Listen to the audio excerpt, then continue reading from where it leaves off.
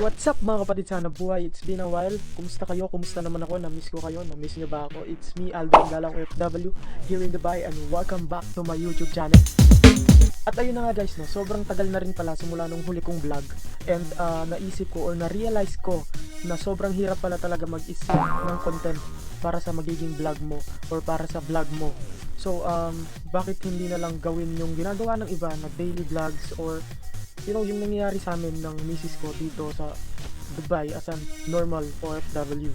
Nice. Kaya naman ngayon, since day off namin ni misis, so isi-share namin sa inyo kung ano yung normal na ginagawa ng isang OFW every time na mag-off sila, kung paano ba namin i-spend yung buong araw ng day off namin in a week.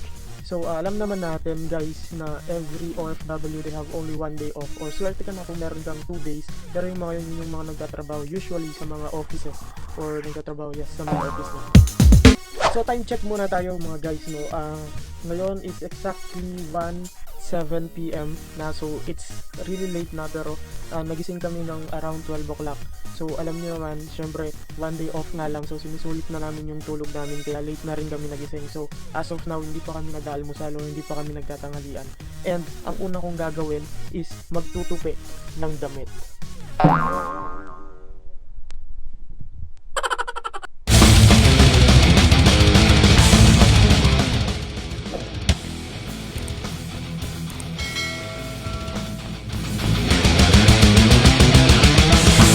Mali pala guys, kakain muna pala kami bago magtupi ng damit. So nag-prepare ng arroz caldo si misis. Ayan. Alright, say hi to the vlog. Hello po, kain po. So yan, nag-prepare muna siya ng almusal para sa amin. Kaya kakain muna kami and then magtutupi tayo ng damit. Okay? Bye! And then, So guys, no, tignan nyo naman kung gaano kadaya yung asawa ko sa pag-prepare ng pagkain. Tignan nyo, papakita ko sa inyo kung bakit. So ayun po, no, sobrang laki nga ng lalagyanan ko ng arroz caldo, pero kung makikita nyo, isa lang po yung itlog. Sa kanya, ang liit-liit, pero dalawa po yung itlog. So nasan po yung hustisya? Paki-explain.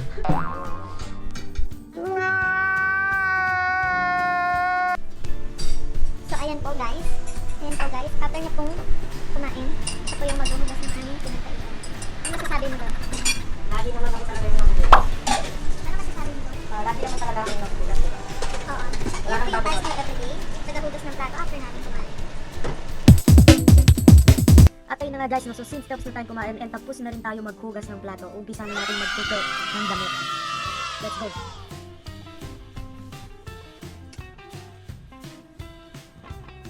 So dito sa amin, ako talaga yung nagtutupi ng damit since gusto ko kasi yung pagtupi is talagang proper and pantay-pantay siya.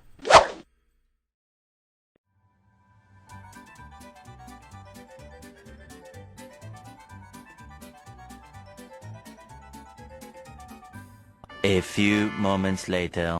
So natapos ko na yung unang batch ng mga damit na tutupiin ko. So ipapakita ko sa inyo, one moment. Tadaan! Yan po yung unang batch ng mga damit na tutupiin ko. Kaya nasabi ko ng unang batch kasi nung ilalagay ko na siya sa cabinet, nakita ko na sobrang gulo po talaga ng cabinet namin. When since 2 weeks na rin akong hindi nakakapag-ayos, kasi ako nga lang po yung tutupi ng damit dito since gusto ko na organize talaga yung mga damit namin. So check it out po yung cabinet. Since na po yung nangyari kapag 2 weeks na hindi nakayos ng cabinet mo. Oh my god, parang dinaanan ng bagyo. What the fuck? See? Sobrang gulo po. So ito try po natin siyang ayusin ngayon. Kaya for sure mauubos siya yung buong day off ko dito sa mga damit na yan. Let's go!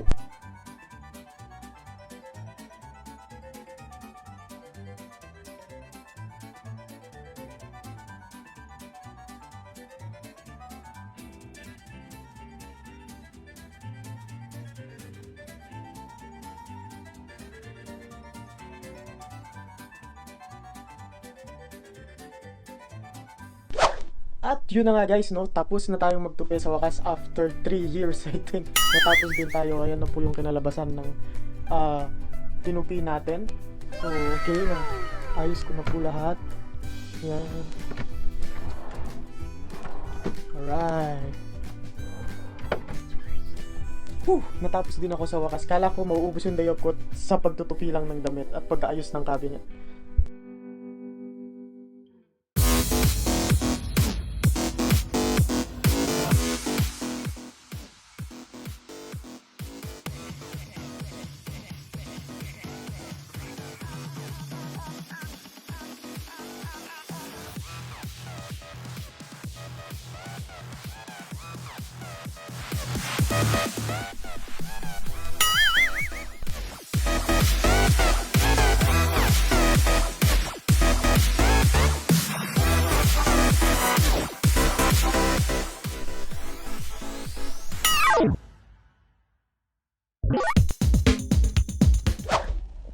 bibigyan ko nga pala kayo ng trivia. So, bakit nga ba gusto kong ako yung nagtutupi ng mga damit namin? Well, actually, yung pinaka-reason ko lang is para pag may nahanap akong damit na gusto kong suotin is madali kong makita kasi alam ko kahit pa paano kung saan ko nilagay yung mga damit. Kasi pag si Mrs. yung nagtupi, for sure, isa lang ang sagot niya.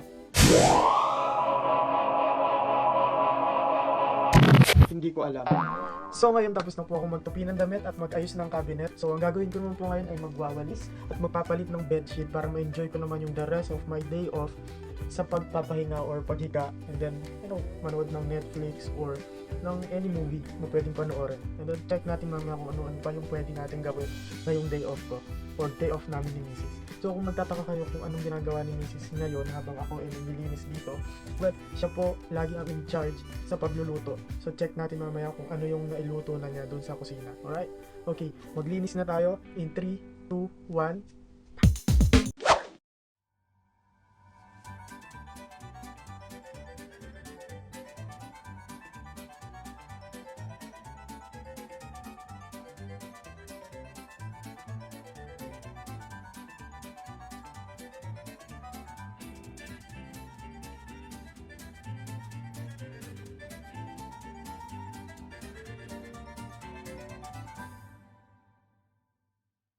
At ayun na nga guys, kakatapos ko nang magwalis at magpalit ng bedsheet ngayong day off ko. So feeling ko napaka-productive ko talaga ngayong araw na to.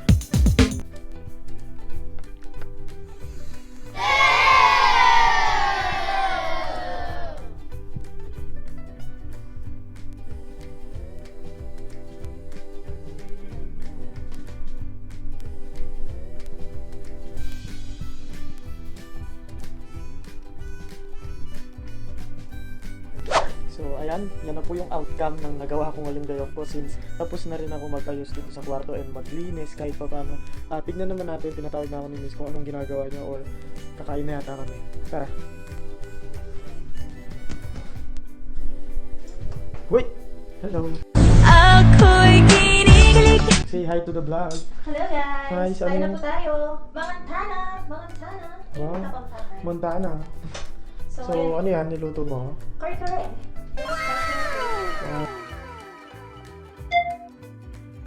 Kung di nyo na naitatanong mga kaibigan, basta Kapampangan manyaman.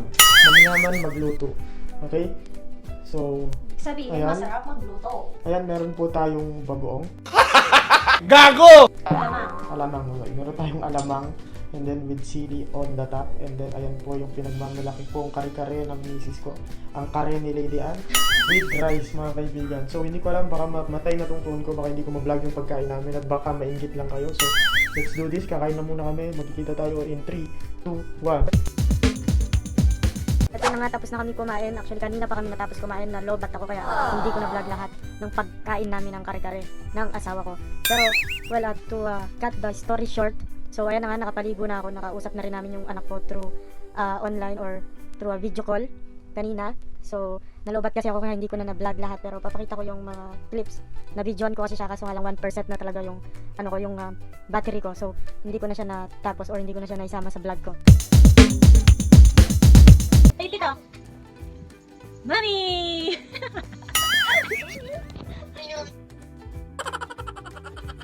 Yung prinsesa, ayan, kausap po namin siya. Ayan. Nag-iinarte. Ayan po siya. Marga! So, ayan po, pag ako yung kausap niya, umuupo po siya, ayan. Ayan. Marga, ayan. Pag nakita na niya si daddy niya, ayan. Ba! Ayan. Humihiga na po siya pag nakita niya si daddy. Nahihiya po siya kay daddy. Okay. Marga! Marga! Chita tulad niya. Marga, Marga! Chikiti! Marga, Marga! Ito. Yan na. Ito na. Marga! So yun na nga guys, no? Yun na yung usual na ginagawa namin dito as an OFW sa Dubai. Everyday off namin. So kami ng asawa ko ganito lang. Everyday off, nag-stay lang kami sa bahay, nagluluto, kakain, maglalaba, maglilinis, paplantya, and then magtutupi ng damit, tapos tatawag sa Pinas, make sure na makausap namin yung anak ko. So actually, everyday naman tinatawagan namin siya kasi nga baby pa siya, para at least, of course, makilala niya kami kahit sa video call lang sa ngayon. siguro kala ng iba, porque nasa abroad kami or nagtatrabaho kami dito sa abroad is talagang sobrang sarap na ng buhay. So kung mapapansin nyo, mas masarap pa nga yung buhay dyan sa Pinas kapag ka dyan ka, nagkaroon ng trabaho, nagkaroon ng buhay, nagkaroon ng business. Kasi magagawa mo pa rin yung mga gusto mong gawin after ng trabaho mo. Dito kasi sa Dubai hindi. So kung in 1 week, 6 days kami nagtatrabaho, 1 day yung off namin, yung 1 day off na yun, mauubos lang kung mapapansin nyo dito sa loob ng bahay. So madalang lang kami lumabas unless may lalakarin talaga kami or magbibilib sa mall or something like that. Nice. And in addition to that, so sobrang mahal po talaga ng cost of living dito sa Dubai, meaning mahal po yung mga bilihin, mahal din po yung bayad sa bahay. So kalahati po ng sahod ng isang OFW ay napupunta lang sa bayad sa bahay, sa tubig, sa transportation and everything. So meaning in all your expenses, doon lang mapupunta yung kalahati ng sahod mo. Tapos kailangan mo pang magpadala sa Pinas. So kung bago-bago ka pa lamang dito sa Dubai, masasuggest ko sa'yo is magtipid ka, mag-save ka para sa future mo kasi darating yung panahon na babalik tayo sa bansa natin at kailangan syempre meron tayong at least naipundar or naipon man lang sa pagdating ng araw na yun kasi nga once na umuwi ka sa Pinas is for sure back to zero ka. So mas maganda kung meron ka na talagang naipundar na business or madami ka ng ipon para at least makakapagsimula ka doon ng maayos sa Pinas. Lalo na ngayon, of course, hindi natin alam, pwede tayong mawalan ng trabaho or pwede tayong pauwiin sa bansa natin dahil sa nangyayaring pandemic ngayon. So, we never know what will happen next. So, kailangan lang natin mag-ingat, magtipid, maging practical tayo sa mga desisyon natin.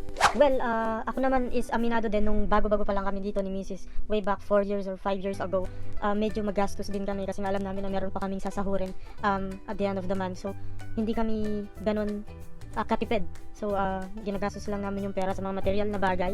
Pero ang mapapayo ko lang ulit sa inyo, tulad ng ginawa namin is nag-i-invest kami kahit paano paunti-unti sa mga gold. Kasi dito medyo mas mura talaga siya. Lalo na dati nung wala pang VAT dito sa Dubai. So, medyo mura pa yung gold. And at least magagamit mo siya in case of emergency. So, pwede mo siyang isanglain. Hindi mo mababa yung value niya. Lalo pa nga siyang tumataas, lalong-lalo na dyan sa Pinas. So, okay talaga mag-invest ng gold. At least paunti-unti. At least hindi mo siya magagastos pag gusto mo siyang gastusin. Unlike yung savings din. Kung may savings ka and then nasa yung ATM card mo, minsan matitempt kang mag-withdraw and then gamitin yung pera, right? So, mas maganda talaga kung sa gold ka rin mag-i-invest. And para dun naman, sa mga gustong magpunta dito sa Dubai ngayon or maghanap ng trabaho dito sa Dubai na may kamag-anak, well, ang masasuggest ko lang siguro wag muna ngayon kasi medyo pahirapan pa and sa napapansin ko medyo mababa pa yung mga offer na sahod ngayon dito dahil nga pandemic and hindi pa bumabalik sa dati yung business sa Dubai. So siguro maghintay tayo until next year, tingnan natin yung susunod na mangyayari. And I believe if ever man na may kamag-anak ka dito, kailangan meron silang at least 10,000 na sahod or salary para lang makuha kayo, para lang ma-sponsoran kayo. So 10,000 medyo malaki po yun, 10,000 if you will convert it sa Philippine peso.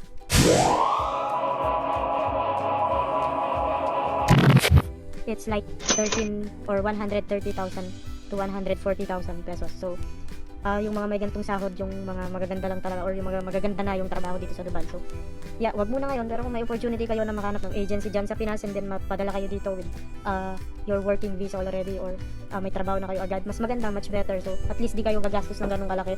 Di kayo mapapagod maghanap ng trabaho dito sa Dubai. Pagdating nyo dito, may accommodation, magkatrabaho na lang kayo and sa sahod na lang kayo. So I guess yun na muna sa ngayon, guys. Maraming salamat sa panonood sa akin, mga kapatid sa Hanap Buhay.